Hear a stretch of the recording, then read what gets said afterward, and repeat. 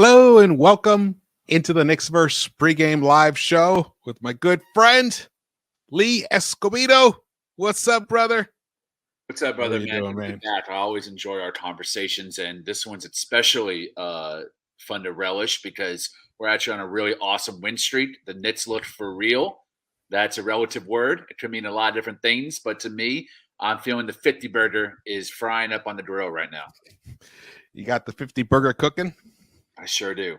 All Been right. having Well, this since day we're one. going to get into it. We're going to make a tremendous argument for why. I mean, really, any team in the East should fear the Knicks in the playoffs. The one team, maybe, possibly, not even maybe, possibly, for sure, definitely, that the Knicks will have trouble with is Milwaukee. Yeah. And even them, we've played them tight a couple of times. So even they would be an interesting matchup. I could see it going to, I could see that even going 6 games. But we're going to go through the matchups. What would be the best first round matchups for the Knicks in the playoffs? You know, if we keep going the way we're going right now. Right now, it's looking like the Philadelphia 76ers would be the primary one, or the Cleveland Cavaliers. One of those two teams, barring Miami catching fire and shooting up the standings, or some miracle with the Nets happening, which I doubt it. We're only 19 games left in this season. Isn't that crazy? It is. It's wild, man. It's wild. Yeah. So we're going to go through that, and then we're going to look at whether Immanuel Quickley should win the Sixth Man of the Year award. And we have 2 different points of view on that. So we'll give you our arguments. We have a lot of interesting stats and charts to show you to support both of our arguments. Before we get to that, if you haven't subscribed yet, please do so and hit that thumbs up button for us. And if you're watching this on replay, drop your comments. Please appreciate the comments. I read them all. And shout out to the chat. We got DJ Dax. What's up, brother? Got Sincere the Genius. Tony Ortiz is in the house. All right. I have a feeling we're going to get a lot of people joining us as we move forward. Before we get going, Lee, what has been the single most surprising thing that has happened this NBA season in terms of the Knicks? Tom Thibodeau adjusting. I've seen him do things I never thought he would do. Bench Derrick Rose completely, take him out the rotation. Never thought he would bench. It seems to be a very good friend of his, a mentee, and sometimes a crutch, and at least with the Knicks and maybe a little bit Minnesota. And also has adjusted really defensively and offensively since Mitchell Robinson came back. And after that loss to Dallas, there's been a more concentrated effort to defend the 3-ball, whereas drop coverage was our mainstay, primary defensive identity for the first 3 or 4 months of the season. Now we're really starting to for our centers to stretch out to the 3-point line and be involved in switching. And no one does that better than Mitchell Robinson. I mean, he's better than Hartenstein and Sims combined. He has a length, ability, spacing, footwork to be able to guard perimeter guys on a 3 and even block a 3-point shot. So having him is a linchpin to our defense, and Thibs is starting to utilize him in a way where we're limiting opposing teams' 3-point field goal and their attempts, which is awesome. And look what we did to the Boston Celtics in the last game, limiting their 3-point percentage to almost 20% or under. As well in offense, I think the ball is starting to move a little bit more. I'm starting to see less isolation plays and more action and pin downs for RJ Barrett and Quentin Grimes and Immanuel Quickley, which also comes with more trust to the youngsters as well. Quentin Grimes is still in the starting lineup, even though Josh Hart is playing a few more minutes, but he's still trusting him to be the glue guy in that starting 5 and be the one who doesn't demand the ball or have plays ran for him primarily, but someone who is there in terms of his defensive intensity and the intangible that he brings, bringing all those other guys together. So I'm loving the ball movement from Brunson being more of a facilitating point guard than he was in the first 4 months. I think a lot of that is Tom Thibodeau changing his approach and evolving, not just game to game, but quarter by quarter. And that's what we as a fan base have been betting for since he came on board. Man, you like it was beautiful. You nailed like everything I basically would have said in terms of supporting that point of view of Tom Thibodeau being the most surprising thing for the Knicks this season. I totally agree. He has he's made modifications almost to every single aspect of the way he coaches, tweaks. And that's really all we've been asking for, because a coach is not going to completely abandon what's worked for them. Right. but they got to tweak it. I mean, that's the whole point. And it seems like he's embraced that. You can see even in late game situations. That was a big beef about a month ago of mine specifically, how best to utilize Brunson, just not let the ball sit in his hands. It just makes it so much easier for defenses to guard. And I get the argument, oh, well, in the playoffs, it is going to come down to some ISO situations here and there. Well, it's not the playoffs yet. And number two, that's not necessarily even an accurate statement in terms of teams that actually win. Yeah, maybe teams that don't win have to resort to that. But Golden State Warriors keep moving that ball. They keep moving it. Boston Celtics keep moving that ball. When they don't move the ball is when they get into difficult situations, especially against top defensive teams. And as you move along, you're going to play tougher and tougher defenses. So you need that ball to keep moving. I've been asking for having the ball in IQ's hands in that fourth quarter, in those fourth quarters, even when Brunson's on the court, using Brunson off ball. Have his superior ability be something that you utilize off ball, which makes him even more of a threat.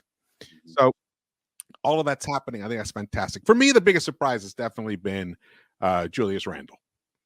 That I did not believe that he could get himself back on track and not really get jump the rail again. There's been slight moments here and there, but he keeps gathering himself, bringing himself back, centering himself. And that is something that I did not believe was possible for him. Been watching him his whole career. Even in college, he was here in LA. I just didn't think it was in his wheelhouse. And there he is proving me wrong. And I'm so happy he has. Because in terms of talent, there's no doubt that the guy has it. I mean, in terms of just, he's pretty much near unguardable. I mean, his size, his strength, his technique. Now he's got this touch going. That's even evolved to a level of like a really high level right now. So that's for me is my my second biggest, but they're like almost equivalent. That was awesome. All right, we people are coming into the house here. I can see David L. Calvin Whitaker. What's up? Salute, guys. Okay, let's get to the main topic. Let's start talking about playoff matchups. And if people think it's crazy and early, it's not. Only after tonight, there'll only be 18 games left. That is it. Here we go. So these are the two teams that are looking like they're going to be, they're the most probable matchups for the Knicks currently. Would you have any disagreement with that or anything in terms of probable? Okay. These are the rosters, just laying them out there for us. The Knicks, Sixers, and the Cleveland Cavaliers. We are the youngest of these teams in terms of the active rotation. And we pretty much match up in terms of depth with these three squads, especially now by adding Hart, because now we've taken that dead roster spot that Cam Reddish had before, and now have activated it with an incredible contributor, Josh Hart. The Knicks are 6-0 in the Josh Hart era. Any insights or whatever in terms of the roster constructions, just in general, before we get into the actual stats and performance of these teams? The Knicks have a youngest 9-man, or not 9-man, but the youngest rotation of any team with a winning record. And I think that speaks highly of the mental mindset and the type of player that Walt Perrin, Scott Perry, and Leon Rose, because this really manifested before Leon Rose. Scott Perry also had this type of player that he was going after. You can see the high IQ, high character guys that he cultivated in Orlando, and the type of guys that he cultivated as the assistant GM in Detroit Pistons when he was working under Joe Dumars. So he's kind of always had this identity of the type of guy that he wants. And RJ Barrett, I think, really embodies that. Even though RJ Barrett's had his issues up and down the court, off the court, you just don't hear about these guys getting into trouble or having any type of malcontents or locker room issues. So I think that's the type of team that we've gathered and galvanized around they're young, but they're mature and they're wise beyond their years. And I think you see that in the steadiness in which they bring on the court and each of their specific roles and usage rates, but also how they work collectively as a team on defense. So I have a lot of praise and admiration. I want to give Leon Rose and Scott Perry their flowers, especially Walt Perrin, for finding all those second round gems. Beautiful, beautiful. The one thing I see that the Knicks lack a little bit is in overall size. That's the one area where we are definitely a little like behind the Sixers and the Cavaliers, but not by much. That's the beauty of getting Mitch back. That's another thing. Mitch coming back almost feels like a mid-season trade. Getting him back in the rotation. A hell of a one. Yeah, tremendous one. So having Mitch back in there now gives us that 7-footer. He's actually almost like 7'1", to be honest. He gives us that, like, but we're talking in terms of like the wings, that definitely the Sixers got some more length on us than we have. We have small guards too. We have small guards? Yeah, the Knicks do. Yeah, the Knicks do. Yeah. Same with the Cavs have small guards, but they have a tremendous front line. Jared Allen, Evan Mobley, and then whoever else they choose to put out there with them, Isaac Okoro, the guy Lamar Stevens is he's a force.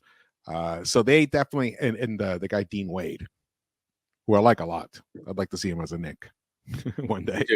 Me too.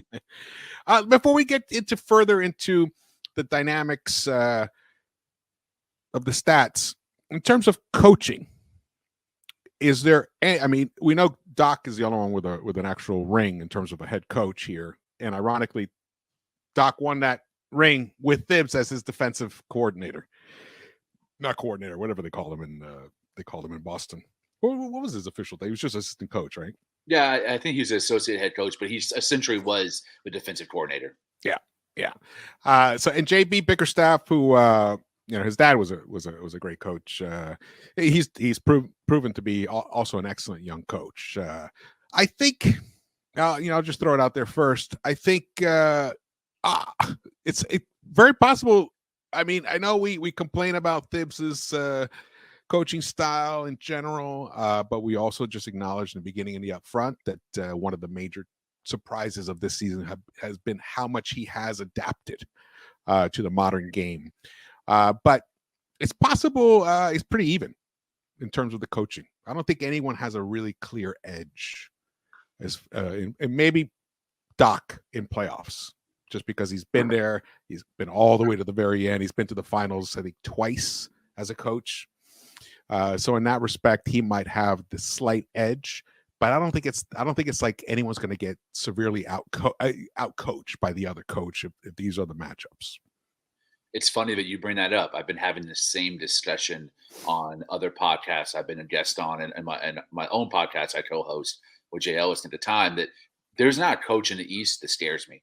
The only coach that I would say is better than Tibbs, and I'm not the biggest Tibbs fan, is Spo in Miami. But Spo's hands down the best. Yeah, coach he is the best coach of the ones that are in the playoff hunt right now. But that roster doesn't scare me at all. I think they're a play-in team that might not even make the playoffs. They're cratering pretty bad right now. They're an old team that's on their last leg all around, with the exception of Bam and Jimmy.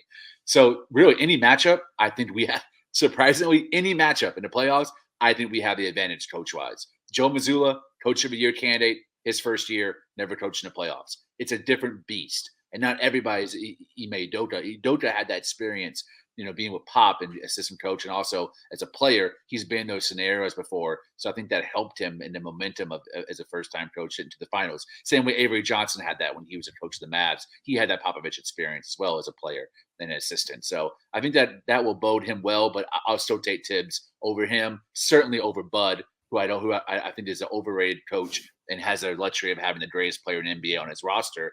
He's won a chip, but I think Thibodeau, man-to-man, is a better coach than him, as well as Doc Rivers. No one blows playoff leads, right? Doc Rivers. Historically, the most playoff lead blown is under his tenureship with Orlando, with the Clippers, and now with Philadelphia. So there's not a coach in the East that scares me, but there's about 7 in the West that do. Yeah.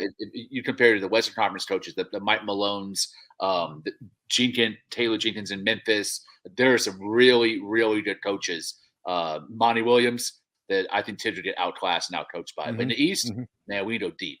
I ain't scared of nobody. The other thing too that doesn't always play that out that way, because we saw it last year. Ume Udoka was a rookie coach, but in general, there's a tremendous advantage to the coach knowing its roster into like really well. He knows, and he knows which buttons to push to get guys going. I think Thibs has the most experience in terms of actually longevity with with these current rosters than the other two coaches have. Yeah, maybe it's like Doc. It maybe even Doc. But Doc has only been this is year 3 for Doc, right? Yeah, I think Bud has been there for like 4 seasons, maybe. And Doc like 3. Yeah. About the same as Tibbs. About the same. But more turnover. More turnover. Well, much more turnover in the Sixers. He didn't have Harden before. Yeah. So that also does help. And one thing we know, these guys, even when we were like, coming down hard, or I'll speak for myself specifically, coming down hard on how Thibs was using the guys, his guys never quit on him. Yeah. And I think that's also very important. This is very, very different than 2 years ago. 2 years ago was very new. Thibs was still stuck in that, his viewpoint of what a point guard should be.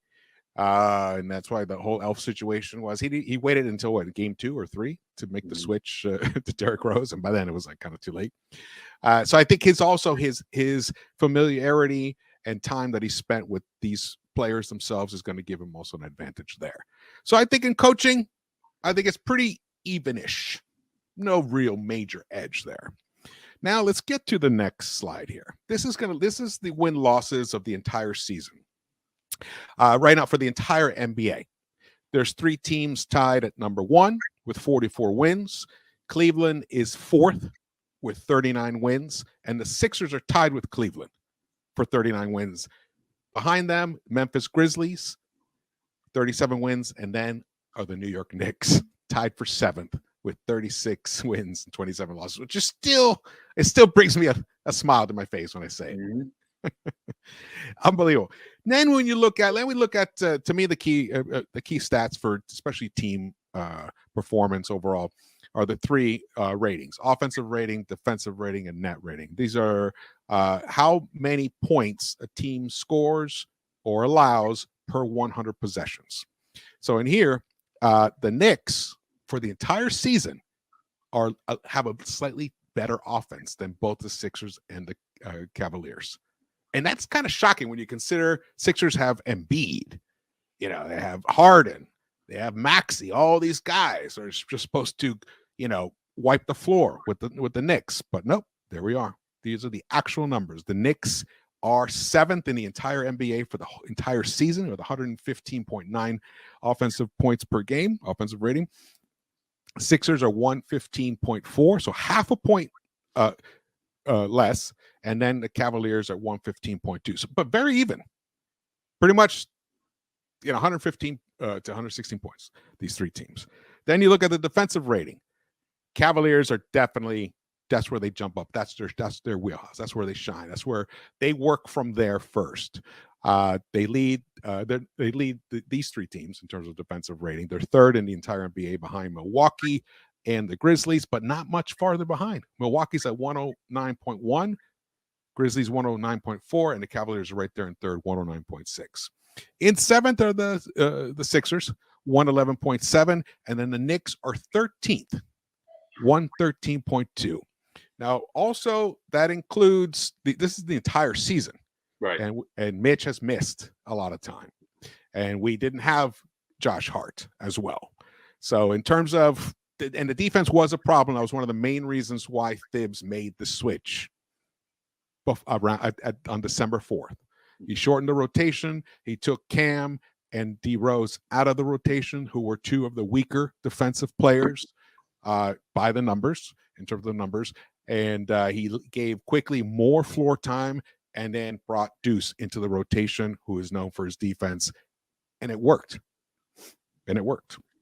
Now let's look at the net ratings, and then we're going to move on. We're going to show you guys what the numbers have been since December 4th, because the way teams are entering the playoffs really matters tremendously. So here, the net rating, Cavs are number 2 in the entire league, 5.5. And that's been they've been up there the whole year. And then you got the Sixers 5th in the NBA with a 3.8 net rating, and the Knicks are 7th with a 2.7 net rating, just above the Sacramento Kings, who are 8th, and just below the Milwaukee Bucks, the 3.7. So right there, you would say, if you look at just the whole season stats, you kind of can make an argument for Knicks are definitely the weakest of the three teams. Not by much, but a Sixers and a Cavs fan could easily say, "Hey, we got the stronger teams." Yeah, and you hear them uninformed. Yeah, exactly. But this is the whole season. Now let's look at since December 4th. Let's go. Let's go. Since December 4th. Now the Sixers are 3rd in terms of wins, 27-10. That's what they've been since December 4th. The Knicks are tied for 4th with the Boston Celtics with a 26-14 record, and the Cavs are right behind them with a 24-17 record. So the Cavs have played 41 games since December 4th. We've played 40. Sixers have played 37. Then let's get deeper. Offensive rating. Knicks are the 4th highest offensive rating team since December 4th. That's the past 40 games. We're talking about half of a season. Half of a season. The Knicks are the 4th highest rated offense in the NBA, with the Sixers right below. But look at the Cavs. The Cavs are no longer right up there really close. Remember, for the full season, everyone was on 115, the three teams. Now, the Knicks and Sixers offenses have become more efficient. They've become better, where the Cavs have stagnated, and they've dropped to 12th in the past 40-ish games. Then defensive rating, Cavs are still good, but they've dropped a little bit to 4th behind the Celtics, but the Knicks have ticked up. They were 13th in the NBA. They are now 8th. And also, this was a period of time where we did not have Mitch for about 15 of those games? Hartenstein, baby. Yeah. But still, Mitch is right. I mean, how many games were we missing Mitch in that period? It felt like 5 or 8. I think it was even more. I think it was even more. I thought it was like 15 games, but maybe you're right. I didn't count them exactly, but either way, Mitch was not present for a period of time of this during this period. The Sixers' defense has dropped off. Their defense is not as strong as it was in the beginning part of the season. They're down to 113.2 for 11th defensive rating in the NBA. Then net rating. This is where it gets fun. Look at this shit. Look at this. Look at that cluster. The Knicks, basically, the Sixers and Cavs are tied in net ratings with a 4.7. And the Knicks are almost an entire point better than both those teams, a 5.5. The Knicks are trending in the right direction. If I am a Sixers fan or a Cavs fan or work with the Sixers and Cavs, the one team I wouldn't want to play in the East right now would be the New York Knicks. Yeah. I mean, look, even Boston, Bucks. I mean, there's no one else even up there that's even possible for them to play, because Miami's not even up here in terms of net rating. This is what, when people start talking about, are the Knicks good? Yes, this is it. This is what they're looking at. The Knicks are beyond good. Knicks are a major threat to get to past the second round. Oh, yeah. We're on the same wavelength, brother. I'm feeling it. I'm feeling it. I'm optimistic as hell. I know you are too. I am. And, I'll tell you one thing.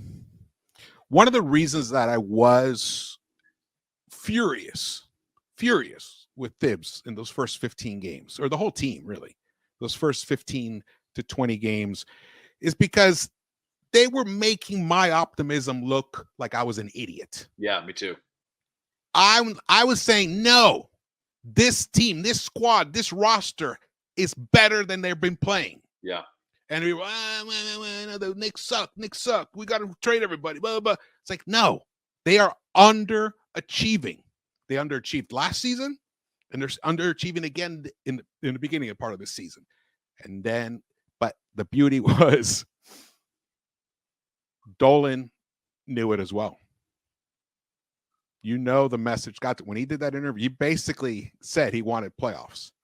He did, and then we heard through the grapevine that Thibs is basically his head was on the chopping block after that. It should have been. It should have been, but it definitely was. It should have been, and it definitely was definitely after the Mavs game, but after that OKC humiliation. Yeah. So he was there. So these other people were like, I don't know, trying to shame us because we didn't believe in what was happening. No, I did believe. I believe in the roster. I just didn't believe in how it was being executed. George, man, me and you are on the same wavelength so often. It's funny. I was being roasted by my own co-host on the Time Show. From day one, I was the only Knicks content creator saying 50 burger. I watch every Mavs game. I'm the biggest Mavs hater you'll find. I live in Dallas, from Dallas, raised in Dallas. I love battling Mavs bums in debates about basketball because I feel like they're very uninformed fan base. And I saw Jalen Brunson and what he brought to that team, and I knew the chasm that his absence would cause on the Mavs and what he would bring in terms of mid-range isolation, pick and roll basketball. I saw what he did with Powell. I knew it'd be tenfold with Julius Randle and how clutch he was in the playoffs. And he was a very good three-point shooter, but he was only shooting 2 or 3 three-pointers a game. And I told Jay Ellis then, if he can raise that to 5 or 6, it's going to open up the offense so much more. And look what happened. I was 50 burger then, and I'm 50 burger now. Man, I think this is I agree with you 100%. It's a 50-win team because of the balance of the roster. We have so many very talented multidimensional bigs and so many talented multidimensional guards. We are small on the perimeter, but we're talented on the perimeter. We have guys with ceiling. IQ is not where he's going to be for the rest of his career. Same thing with Grimes. Yeah. Same thing with Brunson. Same thing with Mitch. These guys have ceiling. I'm praying to every guy out there. I feel like Mitch ain't even gotten started. Yeah, I agree. And that the optimism to me is buoyant right now. And you got stats? I got some too. Listen to this, man. This is for the whole season. The top 5 teams with the worst records against teams with over 500 records. The Knicks are 5th worst in the NBA, 15-18. Cavs are 4th worst, 14-18. But like you said, since December 1st, the Knicks are the 2nd best team against teams with an over 500 record, 7-5.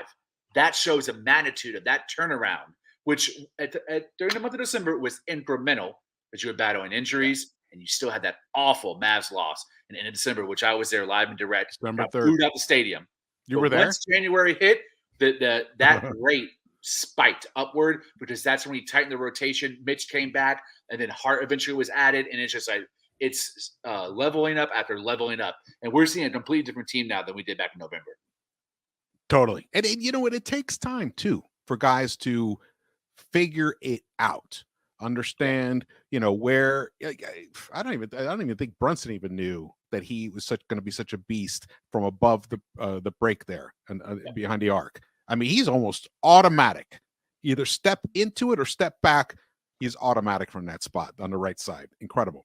And where I think we're underutilizing Grimes offensively. Agreed. So we still have much more there. There's more gold in that ore, and that we got to get in there, get more. And Mitch, I mean, we're seeing it somewhat more, but not really at the level that it could be a Brunson Mitch dynamic. Agreed. It's just kind of developing. I think that's something in the last 19 games. That's something we'll talk about later. What should the Knicks be focusing on improving in this final home stretch? We got a nice super chat from Buzzer Beater. Thank you so much, brother. IQ for 6th man of the year. Is Leon Rose exec of the year? If not, who? Ooh, good question. Good question. Yeah, we're going to get into that. We're going to get into specifically IQ for 6th man of the year and the exec of the year.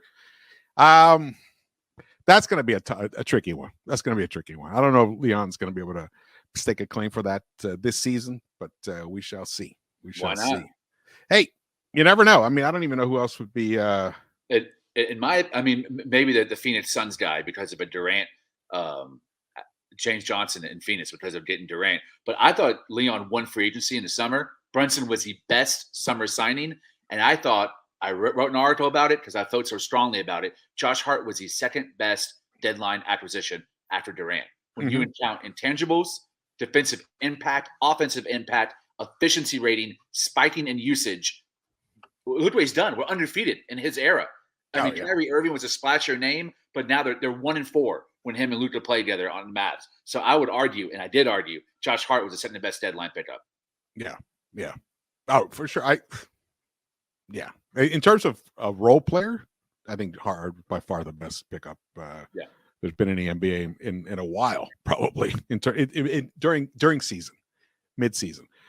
All right, let's. You have anything else to throw in? Shout out to the chat. We got a nice group here. We got over 136. Hit that thumbs up button for us. That'd be great. And share this video and drop your comments. And don't forget to follow Lee on Twitter and the Nick of Time show. You should check out their show. It's a fantastic post game. I love it. I check it out. I watch almost all of them. He does. I see him. Yeah. I have to watch them on replay because I'm working on my recap while you guys are actually live. And I always wonder, it's like, should I just jump on live? It's always like a conflict. It's always a conflict. But we got Alex Keyspan. What's up, brother? See 90s Knicks. What's up? Carlos Villa. How you doing, brother? Thanks for the shout out. Appreciated that. Jean-Marc. No, he is Don Fanucci. That's a good one. I think the Suns. I mean, but KD kind of made that happen, or should we say Kyrie? Kyrie made that happen. What do you think? Before we could go a little further, just to spend a few moments before we get into the 6 Man of the Year topic, how do you feel about Kyrie in Dallas? Since you live in Dallas, you've watched him a lot. Just your real, honest assessment about adding him to that roster. And I ask you because it's hard for me to talk about him because I have so many other issues with Kyrie in general. So it's hard sometimes for me to separate my personal issues with him from basketball. So that's why I'm putting this question to you. The issues that they faced being 1-4 when both of them play, and I think like 2-7 or 3-7 overall has nothing to do. 3-7 overall has nothing to do with Kyrie Irving. I've also watched every game. It's Jason Kidd is the common denominator to all of their qualms and issues. He is, in my opinion, the worst coach in the NBA and has been at all three stops when he was in Brooklyn and then Milwaukee and now in Dallas. It's a lot of the same things as Tibbs. It's an outdated defense. It's an uninspiring offense predicated on isolation plays and chucking three-pointers. He has no mid-range game, no pick-and-roll game.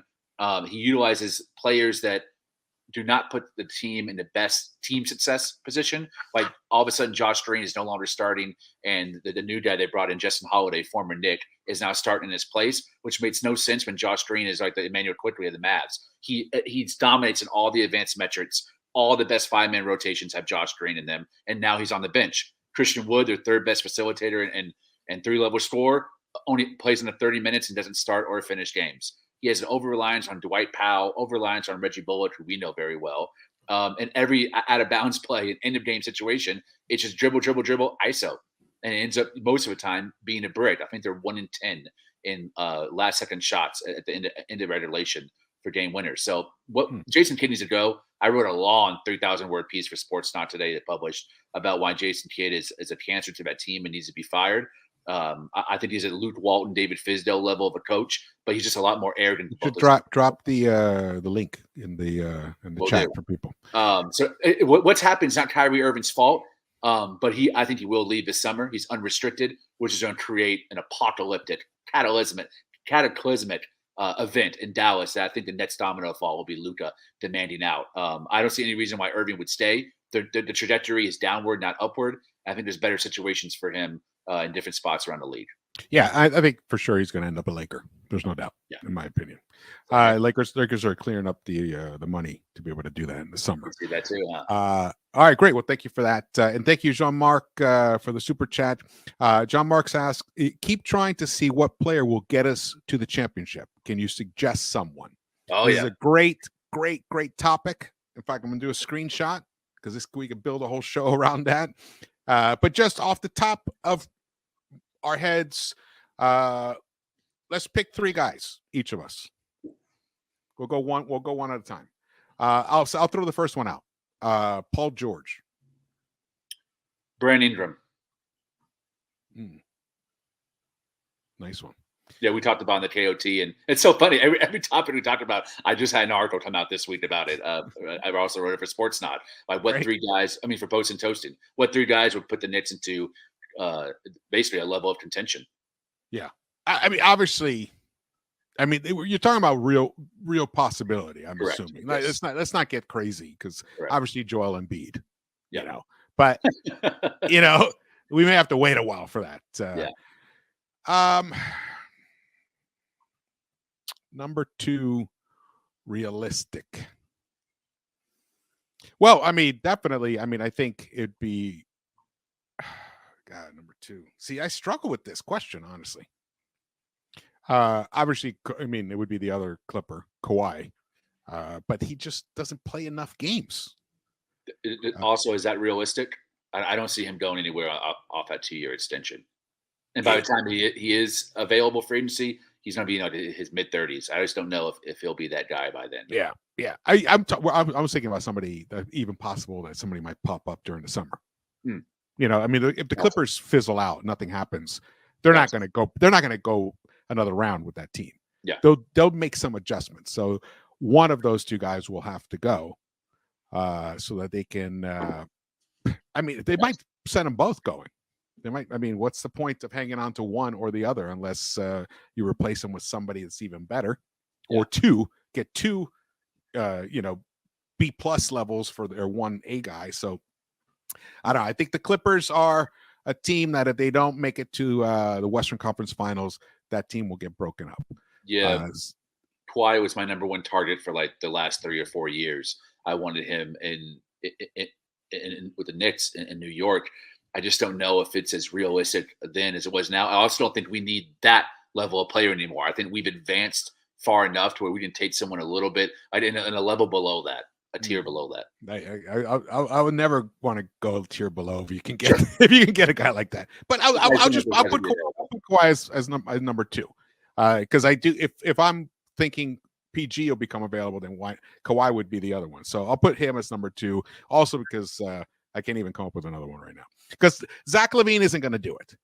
Karl Anthony Towns isn't going to do it unless he goes through a major epiphany, and that's possible.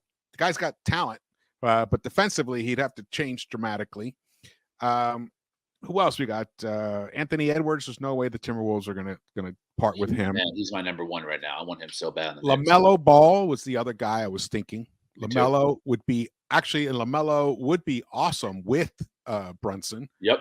Because Brunson knows how to play with a ball dominant large guard. Yep. So he would be the other guy. So my 3rd guy would be LaMelo Ball. There's slight little rumors that the Hornets might do something with him in the offseason, but I doubt it. Yeah. What are your 2 and 3? I love Ingram on the cheap. If we didn't get him at a value trade, I wouldn't want to give up the farm for him, but I think he has another level offensively that hasn't been tapped into. Anthony Edwards is my number 1 choice. I think we would win a championship the first year that we had him, as long as we retained Brunson, Mitch, and Randall. And I don't think Mikal Bridges is a level of guy that we need, but I would take a flyer on Jimmy Butler. If Jimmy Butler became available this summer. Wait. Sorry. I missed it. So your number 1 was? Number 1's Anthony Edwards. Number 2 would be Brandon Ingram. And then I would take a flyer on Jimmy Butler if we didn't give up the farm on him. Okay. LaMelo Ball is a better player than Jimmy Butler right now, especially for the future and projecting. I just think a LaMelo Ball trade would take a lot of what we have in the cachet. I think we could retain a lot of the players that we have and just give Miami picks instead of guys and keep the core. Jimmy loved Tibbs and Tibbs loved Jimmy, man. That's a been up 3. We could go all the way with that. I think the shelf life is short on that. I think Butler basically it's next year. That's it. You'd have to be like Knicks would have to have gotten to the Eastern Conference Finals this season. Gotten really close, and then you add Butler to this team without having to give up too much. Maybe it's just picks. Yeah. And like a juicy young guy, like an Obi, and maybe some other elements. Obi and Grimes. I wouldn't even want to give up Grimes. I don't. You keep Hart and IQ and RJ, or God. Obi and RJ. Oof. Yeah, I mean, I would Obi and RJ. See, even that feels like a lot, considering you're only looking at one really high level productive season left. I mean, I'm projecting for Jimmy Butler, but he definitely would be good at getting us over the hump. I just don't see us being something you could replicate for another season after that, another season after that. It's be a one shot type of thing. Yeah, he's 33 and aging. Yeah. All right, so then we have we throw out like 6 guys. I don't think Ant Edwards is going to be available unless he makes a big stink, unless he demands a trade, which you never know. Man, you never know. My number one guy I would want him and SGA, but I think SGA is untouchable. But Edwards, you're right. If Minnesota craters, man, he could be available. He could. I could see him doing it. Buzzer Beater came through with another super chat. He said, Lee, do you see any KD in Brandon Ingram? No. Maybe similar body type, but in terms of like prodigy and talent and how he's projecting, no. KD's too special. KD's like, top 15 all time. Some people would argue top 10. But I think BI can be a really elite scorer. I worry about him as a first option, but him and Brunson and Randall would be so on par with each other. That's a really dangerous 3. Ingram to me is like a B+ ish version of KD, but KD is so. I mean, if you saw him in college, just that one season he had, it was obvious. I was like, this guy's incredible. Yep, this guy's going to be one of the best of all time, and he's only lived up to that. In my opinion, when he's healthy and playing, he is the best player in the NBA. Ooh, I still go Giannis, but that's interesting. I think KD is better than Giannis. Wow. When healthy. Giannis still has that free throw issue, that weakness, which in playoffs, it worked out once. It took him having to hit 17 of 18 free throws, something miraculous for him, which is still kind of bizarre that he was even able to pull it together. But I love Giannis, but I think overall KD's just much more skilled. He's much more skilled than almost everybody in the game. But so Brandon Ingram is similar type, and he would be a nice addition to the Knicks. I think if to me, he seems to lack a fire. He doesn't have that dog mentality. See, KD has all the talent in the world, but he's also a dog. So I don't know if Brandon Ingram has that, but that may be just something. He's only been in the playoff once, and he had it last series against the Suns. He played his ass off. There was a point where I was like, is he as good as Jason Tatum? Because my man was balling against Phoenix. Like Bridges, no one could stop him. Booker, nobody could stop him. He dueled with Devin Booker, and I think outplayed him. All right, there you go. The case has been made for Brandon Ingram. Lakers are reunited. Yeah. Randall, him, and Hart. All right. Shout out to the chat. Thank you guys for joining us. I see Lex the Destroyer's in the house. Thank you, brother. Best mod around. What else we got? We got Survey 100 people. Salute, brother. Webb. Who else is in here? Bricks Nation. Let's go. All right, let's go. Let's get to the big topic here, which is Immanuel Quickley, a 6th Man of the Year candidate. So here, when you look at the Vegas odds, and this was updated today, 6th Man of the Year. Malcolm Brogdon is the leading candidate right now. Norman Powell is number 2. Tyrese Maxey's number 3. And Russell Westbrook is number 4. I'm throwing Immanuel Quickley up here. These are their stats in general. And in the orange are their actual plus-minus numbers for the season for each of these players. Malcolm Brogdon is an average per game plus 1.9, and in total plus minus. That means all the points scored while they're on the floor. Malcolm Brogdon is a plus 101. Norman Powell is exactly the reverse. He's a minus 101, and he's a minus 1.9. So the fact that he's even number 2 in this is crazy. So we'll just skip past that and go to Tyrese Maxey. who is a plus 3.3, and he is a plus 133. Now, Tyrese did start for some parts of the season, so that's also meshed into this. So the only criteria for sixth man of the year is that you need to have come off the bench more than you've started. That's the only criteria. Then Russell Westbrook, another kind of head shake, head scratcher. Why is he even being considered? And now he's on the Clippers with Norman Powell, which is on. He's a minus 1.1 and a minus 58 in total. When you look at Immanuel Quickley, the numbers start getting shockingly scary. He is a plus 3.8. Now, he plays less minutes than all four of these other guys' averages. But in total plus minus, he's a plus 234.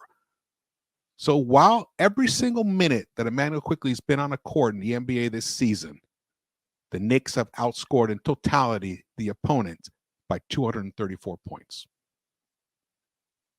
That's kind of hard to argue against. It's pretty wild. But Lee believes that Malcolm Brogdon is the deserving candidate to be number. And he really is the only one of these other than Quickley, the only other one that actually has a bona fide case, in my opinion. He is definitely the leading candidate, for sure. Lee? Yeah. I try to remain objective on this, and there was a point with the Lakers I thought Russell Westbrook should be in the conversation for sixth man of the year, but since he's taken with Clippers, he's actually started and finished more games than he has off the bench, and he's had I would argue he's had maybe a more negative impact on the Clippers than he even did the Lakers, because they just haven't been winning. We'll see how that turns out. Malcolm Brogdon is still new. It's still new. Yeah. I think Tyler will eventually take him out of the starting lineup. Brogdon is my choice because he's playing a career low in minutes, while at the same time hitting a career high in 3-point percentage and effective field goal, a very important measure of how effective he is within the flow of the offense and where his points are coming and how his points are coming. He's hitting a career high in that metric as well, while playing fewer minutes than he ever has in his career with Indiana and Milwaukee. He's also a true bench guy. Like, there's no way he's better or starting over Marcus Smart, former defensive player of the year, or Jaylen Brown. It's just not happening. So to me, he's a legitimate bench guy, whereas Quickley, while he's not starting, finishes almost every single game. Like, he's finishing over Grimes, I would argue, more times than not. So I like Malcolm Brogdon in that role because I think he's taken them to another level. And if he wasn't there, I think they would have stepped back a little bit with the loss of Udoka, who I view very highly, regard very highly. I think Brogdon's stability has helped them maintain a killer's edge and mentality in the East and remain at the top of the standings because of his addition, veteran presence, and playoff experience as well. So he's my guy. He's my pick. If Quickley won, I would be even happier than if I won this argument, because I think Quickley has a really high ceiling. Is on his way to becoming maybe our third or fourth best player. He might already even be there. But this season, I think Brogdon's earned it. Next season and the seasons after, he could end up. This is IQ I'm talking about. End up like Lou Williams, his idol and mentor, as someone who wins it multiple times throughout the year. But right now, IQ reminds me more of like Leandro Barbosa, Manu Ginobili, where he's kind of like a bench player by proxy, but in reality, he finishes most games and is there in that finishing five. Where Brogdon doesn't always finish games, is more situational depending on the matchups, and he torched this last game too. He did, and yet Quickley still outplayed him. I would say it was a draw. You would say it was a draw? Yeah. I'd give the if this was judges, I'd give IQ the win in terms of judges scorecards. But it was close for sure. I mean, I think it was like they both scored. I think one scored 25 points, the other scored 23. Yeah, I thought Brogdon played the best of anyone on the Celtics. They did. He hurt us the most. His length, he has that long wingspan, and he's able to get around a defender and high IQ. Very high. And his efficiency numbers are consistent and fantastic off the board. Absolutely. I just don't see a dramatic sea change in terms of how the unit functions on the floor as dramatic as when IQ comes on the court, as opposed to how Brogdon comes on the court. Now, Brogdon's coming onto the court with a higher quality overall roster. I mean, they have a better team, so it's harder for him to make a bigger impact.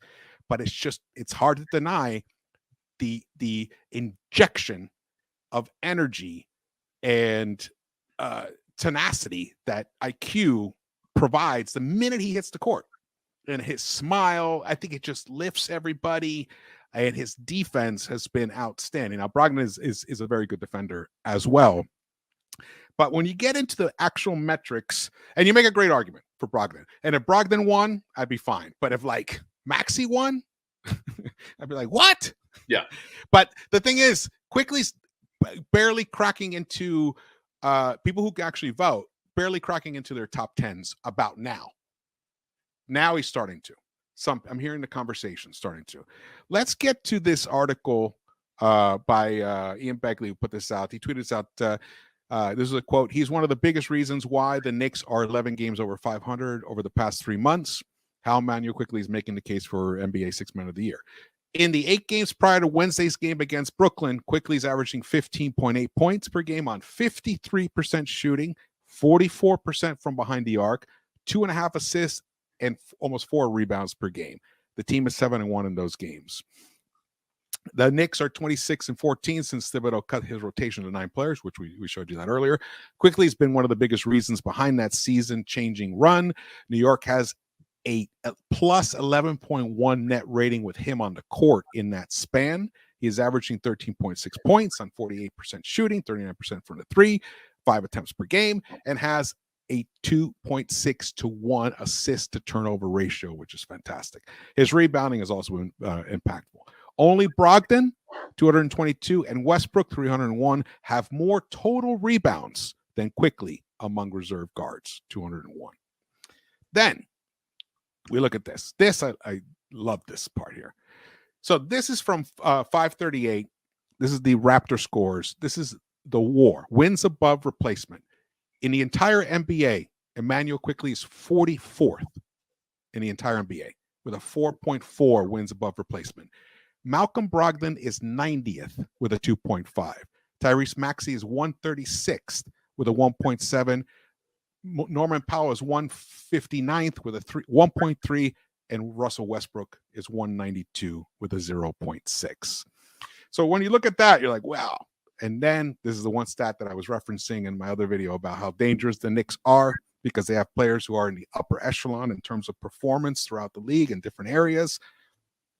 Immanuel Quickley, in terms of on-off Raptor, is the number 1 defensive player in the NBA with a plus 7.8. Dennis Smith Jr., surprisingly, is number 2, but he plays a lot less minutes.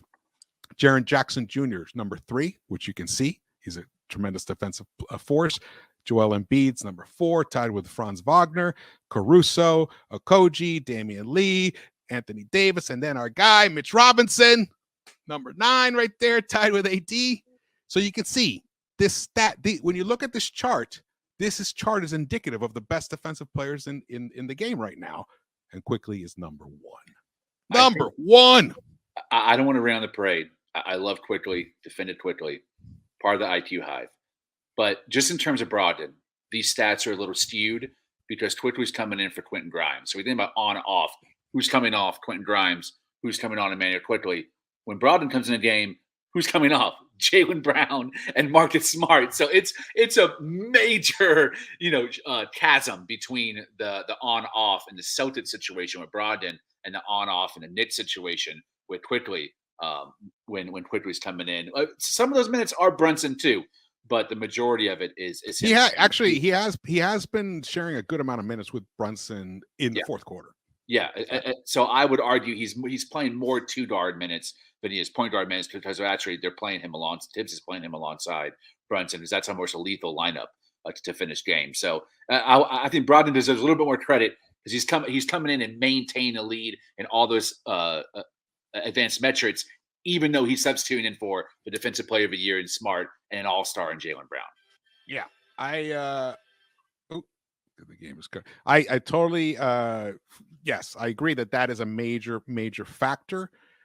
However, even when you look at Brogdon's overall Raptor score, which does factor that in, he's still a minus 1.6 in terms of defense.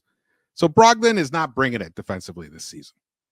And it does, yes, who he's replacing does make a big difference, but that's where IQ has the major leg up. Yes, Brogdon's a much more skilled and efficient offensive player than Quickley is at the moment. But Quickley, let's put it this way, Lee, 19 games left. If things continue as they are, I think by the end of this season, Quickley could make a very legitimate argument to be the number 2, if not number 1 guy in the voting for Sixth Man of the Year. I don't know. Brogdon has a better defense. I just looked it up. Brogdon has a better defensive rating than Immanuel Quickley right now. Quickley's at 115.2 and Brogdon's at 113.2. So I think I would argue that. Yeah, but that is also predicated upon who the players are on the court with him. Whereby on-off shows you what happens when they come on and they leave. So yeah, I mean that's why it's good to look at all those numbers. True, but both teams have a very good defensive team in general. So it's not like there's a huge drop off with one or the other, depending on what players are playing around them and how that lifts up or brings down their defensive metric as well. They're both pretty much constantly surrounded by really good defense players, whether it be Robert Williams and Jaylen Brown and Marcus Smart, or whether it be Mitchell Robinson and Julius Randle and Quentin Grimes. Yeah, I just got this text. Okay. All right, so there you go. There it is. We got that's why it's good to look at all the different variable numbers. Malcolm Brogdon is very deserving of being the leading candidate. Absolutely. My opinion, Immanuel Quickley should get serious consideration for it. I agree there. And if he wins, it's a win-win, man. It's a win-win. Yeah, absolutely. I am mad at it. Buzzer Beater came through with another super chat. He asks, should the Knicks take a flyer on Miles Bridges? The Charlotte Hornet player? Yeah. Hell no. Yeah, I'm glad you said it first. I mean, I want to drop the F-bomb. Like that's no. In terms of talent, of course, but not mental makeup. That's one of the great things that we have on this team is great chemistry. Great high quality guys. No one's really stepping out of line. No one's creating any page 6 type stories. I wouldn't want to take a chance. Also, Miles Bridges in New York. That could be very, very bad. I'm praying that question's rhetorical, and he just wants to hear us respond with a little bit of enthusiasm against it. But there's a huge difference between what Udoka did sleeping around in the front office, or even what Kyrie Irving did saying the earth's flat or spreading anti-Semitic propaganda. This guy beat his girlfriend in the face. She needs surgery in front of her kids. Like, this guy should never be in the NBA again, in my opinion. He should be completely banned. He should be in prison, but he got a great plea deal. Yeah, I don't want him anywhere near. Hell no. Our squad. In terms of talent and ability, I mean, look, if he goes, he does rehab and gets some serious counseling. There's no. I'm not going to get in the way with anyone earning. And if he committed a crime, he should definitely do the time. But in terms of, I'm never going to write someone off forever if they're willing to make changes and become a better human being. That's what this whole process is about. Lex the Destroyer, thanks so much for holding it down for us. We serve 100 people. The rest of the chat, thank you guys so much for joining us. Again, please subscribe, share this video, follow us on Twitter and Instagram and YouTube and all that jazz, and share this video. And we will see you around the Knicks-Verse.